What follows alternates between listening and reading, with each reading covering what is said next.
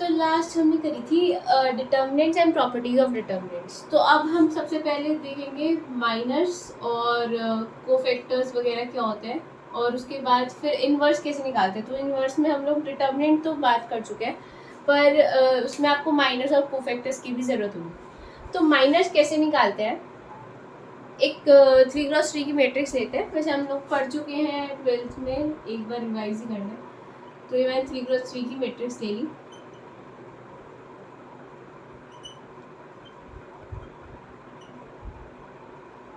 तो माइनर्स इसके कैसे निकलेंगे, जैसे आप लोगों ने देखा था कि हम लोग डिटर्मिनेंट निकालते हैं ना, तो उसमें कैसे करते हैं, अगर फर्स्ट रो के कोरिस्पॉन्डिंग एक्सपेंड करते हैं, बस इसमें वो मल्टीप्लाई कर देता है जिसके कोरिस्पॉन्डिंग आप एक्सपेंड कर रहे हो। ठीक है, इसमें क्या होता है कि हम मल्टीप्लाई नहीं करते, हम जो भी, जैसे पहला माइनर क्या होएगा, A11 नहीं लेके चले, या इसे ए से नहीं, हम इसे एम से डिनोट करते हैं माइनर को, M11। तो ये फर्स्ट रो और फर्स्ट कॉलम है। ठीक है, तो फर्स्ट रो और फर्स्ट कॉलम में आपका फर्स्ट वन जो वन है वो आपका एलिमेंट आ रहा है, तो हम उसको छुपा देंगे। तो हमने ये और ये छुपा दिया। ठीक है, तो आपकी जो बची वो बची 7 3 5 7। इसका निकाल लेंगे हम लोग डिटर्मिनेंट। तो आ जाएगा 49 माइनस 15, तो 34। तो पहला जो माइनर आया वो आपका आ गया 34। ऐसी जब हम फर्स्ट रो सेकंड कॉलम का माइनर निकालेंगे तो ये क्या हो जाएगा, फर्स्ट रो सेकंड कॉलम का माइनर। तो इसको आप छुपा दोगे ऐसे, आपके पास हो गया ये 0 3 0 7। इसका मतलब ये जो है वो 0 आ जाएगा, तो आपका माइनर इसका 0 आ गया। ऐसे M13 ये हो जाएगा ना, तो इसको और इसको ऐसे छुपा देंगे, तो आपके पास है 0 7 0 5, ये भी 0 आ गया। तो ऐसे हम सारे माइनस निकाल लेंगे। तो माइनस का क्या है, कुछ नहीं, जिस भी जो भी आपको माइनर निकालना है, 1 1 1 2 1 3 2 1 2 2 2 3, या फिर 4x4 में निकालना है, तो उसके कोरस्पॉन्डिंग जो भी होगा उसको हम छुपा देंगे और उसका हम लोग निकाल लेंगे डिटर्मिनेंट। ठीक है, और ये हो जाएंगे हमारे माइनर्स।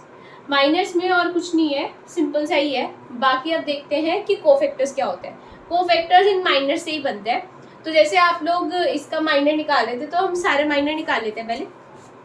तो M21 क्या हो जाएगा, M21 मतलब कि ये और ये छुपाया, तो आपका हो गया 2 5 5 7। तो ये हुआ 14 माइनस 25, ये आ गया माइनस के 11। ठीक है, ये आपका आ गया M21। M22 निकालते हैं तो वो हो जाएगा आपका 1 5 0 7। तो ये आया 7। M23 विल बी 1 2 0 5 1 2 0 5, जो कि आ जाएगा 5।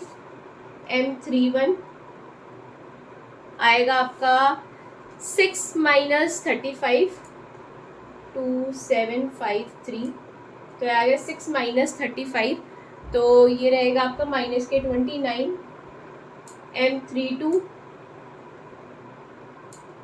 M32 ऐसे ही आपका हो जाएगा 1053 1053, ये आ जाएगा 3। और M33 आ जाएगा आपका 1027, जो आ गया आपका 7। तो ये आपके सारे माइनर्स आ गए। अब हम इन माइनर्स को अपने उसमें मैट्रिक्स में लिख देते हैं और फिर बताते हैं कि कोफैक्टर्स क्या होते हैं।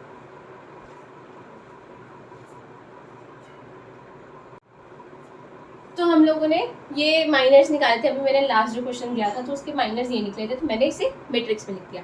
अब कोफैक्टर्स क्या होता है, कोफैक्टर्स का क्या होता है, जो भी इसे हम ए से डिनोट कर देते हैं, तो AIJ जो भी होता है वो बनता है -1 की power I plus J MIJ। तो M क्या था आपका, माइनर था। ठीक है, तो अगर सपोज आपको कोफैक्टर निकालना है 1 1 का, तो वो क्या हो जाएगा, -1 की पावर 1 प्लस 1 1 1 I भी 1 J भी 1, और M11 हो जाएगा। तो M11 आपने निकाला है 34 -1 की पावर 2, जो कि आ जाएगा आपका 1 इंटू 34 34। तो ये आ गया आपका पहला कोफैक्टर। तो एक तरह से यही फॉर्मूला होता है -1 की पावर i प्लस जे। पर हम इसे कैसे याद रखते हैं, जो भी होगा ना उसमें आप क्या कर दोगे, प्लस माइनस प्लस, ये मैंने पहले भी सिखाया था, minus plus minus plus minus plus, ये ऐसे ही चलता है। तो आपको दिख रहा होगा कि जहाँ जहाँ देखो ये प्लस का है, इसमें कोई चेंज नहीं होगा। माइनस जीरो में तो कुछ फर्क ही नहीं पड़ता, तो जीरो ही रहेगा, इसमें भी कोई फर्क नहीं पड़ेगा। यहाँ माइनस है और यहाँ पे माइनस है, तो इस वजह से ये प्लस हो जाएगा। तो ये इस तरह से आ जाएगी आपकी मैट्रिक्स 3 34 0 0 11। प्लस का साइन है, कोई चेंज नहीं होएगा।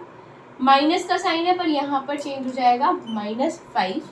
प्लस को इससे मल्टीप्लाई करेंगे तो माइनस ही रहेगा, माइनस से मल्टीप्लाई करेंगे तो 3, प्लस तो चेंज नहीं आएगा 7। ये आ गया आपका इसका कोफैक्टर। तो कोफैक्टर्स हमें समझ आ चुके हैं, और माइनस भी, तो दोनों बहुत इजी थे। अब बात करते हैं एडजॉइंट पे। यही मैं बता देती हूँ एडजॉइंट क्या होता है। जब आप कोफैक्टर्स निकाल लोगे तो एडजॉइंट क्या होता है, इसका ट्रांसपोज, जो भी मैट्रिक्स आई है आपकी कोफैक्टर वाली, उसका कर दोगे आप ट्रांसपोज, तो आपका बन जाएगा एडजॉइंट। तो इसका एडजॉइंट निकालना है, तो इट विल बी व्हाट, 34 0 0 11 7 -5 -27 -3 7। ठीक है, ये आ गया इसका एडजॉइंट। तो एडजॉइंट भी कुछ नहीं था, कोफैक्टर भी कुछ नहीं था, माइनर भी कुछ नहीं थे, ये सिर्फ मैंने रिवाइज करने के लिए बताया था। डिटर्मिनेंट निकालना मैंने पिछली वाली वीडियो में सिखाया था। तो आप ये जो भी एडजॉइंट आया अपॉन डिटर्मिनेंट, डिटर्मिनेंट मैंने पिछली वाली वीडियो में सिखाया था। तो एक नंबर आता है, तो ठीक है, सपोज कोई भी नंबर आ गया, उस जो इससे पहले वाली, जो सबसे पहले वाली मैट्रिक्स थी, उसका जो भी डिटर्मिनेंट आएगा ना, उससे हम कर देंगे इस पूरी मैट्रिक्स को डिवाइड। सपोज मैं कहती हूँ कि उसका डिटर्मिनेंट आया होगा 3, मतलब आया ना हो, मैं तो लेके चल रही हूँ। तो 34/3 जो इनवर्स आएगा ना, ए इनवर्स, वो क्या हो जाएगा इसी मैट्रिक्स में 34/3। मतलब इसमें आप हर एक एलिमेंट को आप डिटर्मिनेंट से डिवाइड कर दोगे, आप पूरी मैट्रिक्स को डिटर्मिनेंट से डिवाइड करोगे। बात वही हुई कि आप हर एक एलिमेंट को उससे डिवाइड करोगे, आप पूरी मैट्रिक्स को। तो ये था आपका इनवर्स। अब इनवर्स की करते हैं कुछ प्रॉपर्टीज। तो प्रॉपर्टीज ऑफ इनवर्स में सबसे पहली प्रॉपर्टी है कि जो a इंटू ए इनवर्स करो या a इनवर्स इंटू ए करो, आपका हमेशा आइडेंटिटी मिलेगा।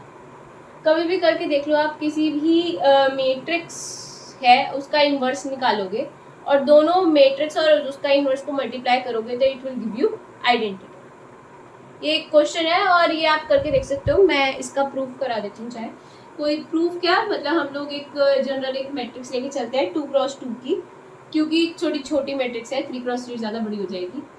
2 1 3 2 ये ले ली हमने ए। अब हम निकालते हैं इसका A inverse.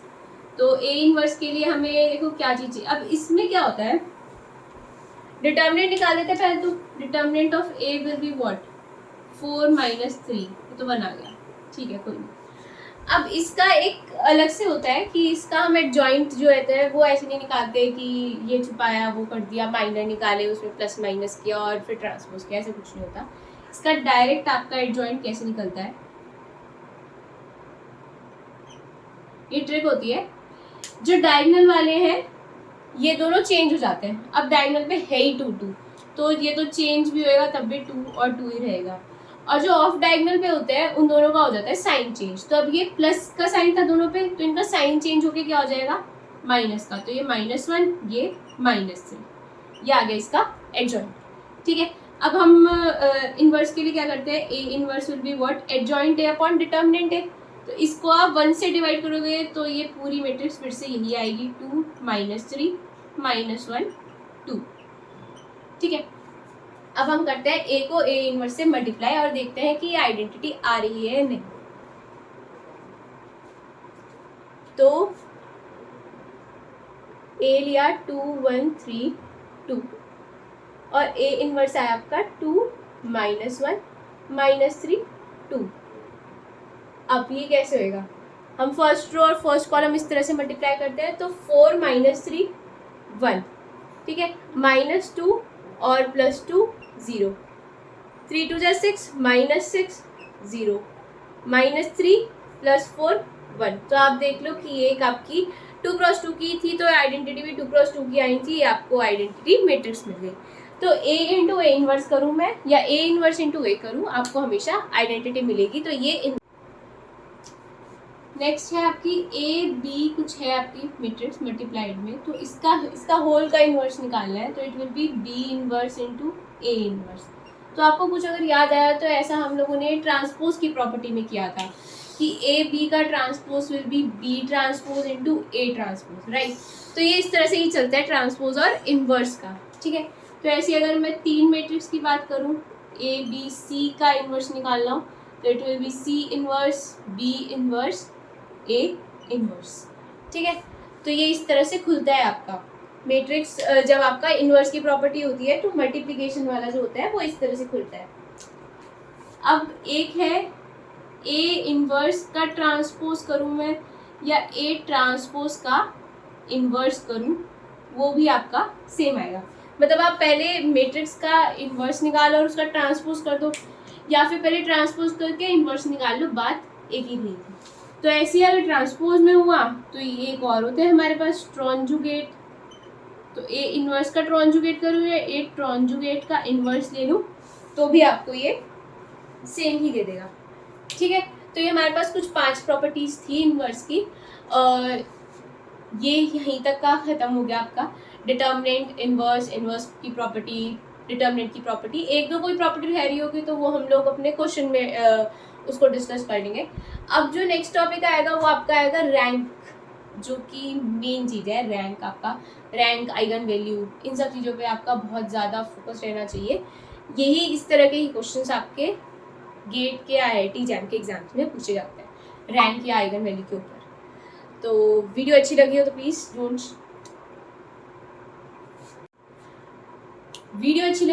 Please don't forget to like, share and subscribe to Maths Media. Thank you.